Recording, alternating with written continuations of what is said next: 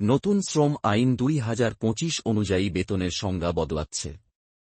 Basic pay, DA এবং retaining allowance মিলিয়ে মোট বেতনের অন্তত 50% ধরা হবে।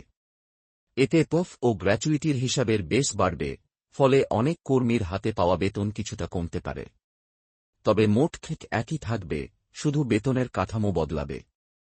যাদের বেসিক আগে 30-40% ছিল, এখন তা বাড়িয়ে 50% করতে হবে। এতে পফ কাটা বাড়বে এবং গ্র্যাচুইটিও বেশি জমবে। মাসে 15,000 টাকার কম আয়কারীরা পফের কারণে বেশি প্রভাবিত হবেন। বেশি বেতনে পেফের নিয়ম বদলাবে কিনা তা স্কিম অনুযায়ী জানা যাবে।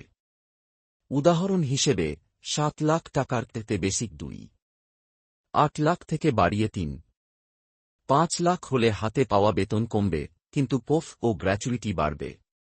15 লাখতেও একই প্রবণতা দেখা যায়।